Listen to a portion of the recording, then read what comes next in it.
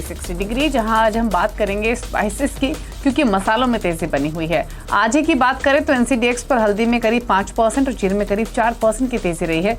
दूसरी ओर धनिया भी 7 महीने की गिरावट के बाद जून में 2% चढ़ा है।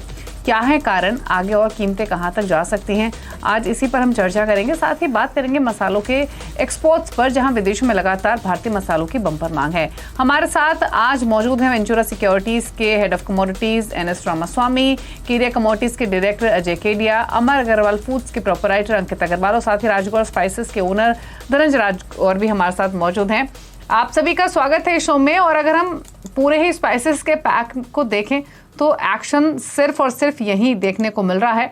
और ये जो तेजी की शुरुआत हुई थी, ये हमने जीरे के साथ बनते हुए देखी थी। और अगर जनवरी की शुरुआत से लेकर अब तक आप देखेंगे तो जीरे के भाव में 73% से ज्यादा की तेजी ऑलरेडी हम देख चुके हैं। लगातार रिकॉर्ड हाईज हमने बनते हुए देखे हैं। डिमांड तेज, साथ ही साथ सप्लाई शॉर्टेज, ये कई सारे फैक्टर्स रहे जिसने सपोर्ट किया है प्राइसेस को।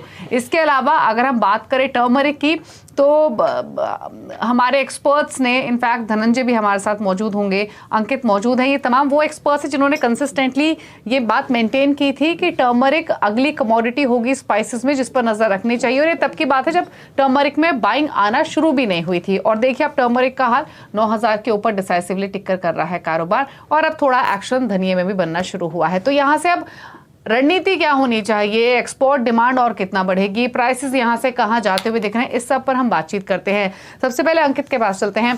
अंकित, शुरुआत करना चाहेंगे जीरे के साथ। हमने जीरे में एक रिकॉर्ड तेजी के बाद थोड़ा ठहराव देखा, लगा कि शायद अब तेजी पूरी हो चुकी है, लेकिन आप देखिए वापस से जो तेजी से स्ट्रेंथ बनते हुए दिखाई दी है, अब तो 60,000 65,000 की चर्चा शुरू हो चुकी है। 60,000 तो खैर कहने के लिए है, लेकिन अब तो 65,000 की बात भी आना शुरू हो चुकी है। पहले तो ये बताइए, जीरे को लेकर ये जो तेजी बनी है, कौन कौन से फैक्टर्स हैं जो सपोर्ट कर रहे हैं? ये rising demand, export, supply shortage, यही फैक्टर्स हैं और इन्हीं के बलबूते पर और यहां से भाव ऊपर जाने की पॉसिबिलिटी दिख रही है क्या?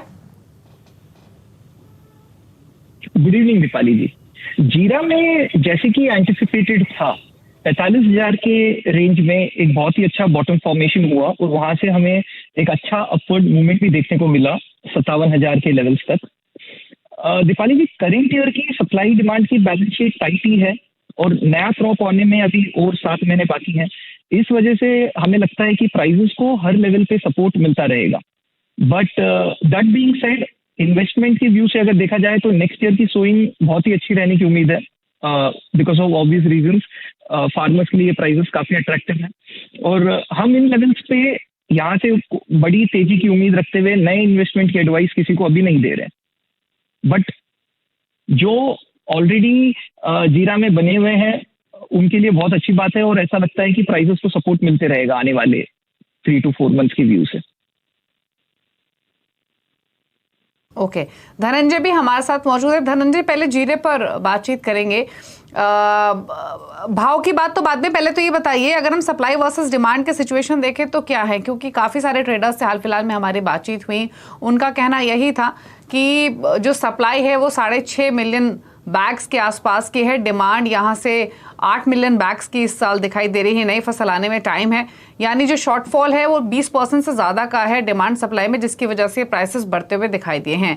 अब ये बताइए, एक्चुअल में फिलहाल की स्थिति में सप्लाई वर्सेस डिमांड में कितना शॉर्टफॉल है? क्या ये सब फैक्टर्स इस प्राइस पर आकर अपना काम कर चुके हैं? क्योंकि रिसेंटली हमारी कुछ एक्सपर्ट से बातचीत हुई, उनका कहना तो यह कि 65,000 तक भी जीरा जा सकता है। आपका व्यू क्या है, पहले तो सप्लाई वर्सेस डिमांड सिनेरियो पर एंड देन प्राइसेस? नमस्कार जी। पहले मैं ये कहना चाहता हूँ कि जीरे में मंदी निकाल दीजिए, क्योंकि जीरे में मंदी आ ही नहीं सकती। जीरा घटेगा तो उसका एक ही रीजन है कि जीरा आएगा तो ही जीरा घटेगा, लेकिन मार्केट में जीरा नया आने को कम से कम 15 फरवरी के पहले जीरा आ नहीं सकता है।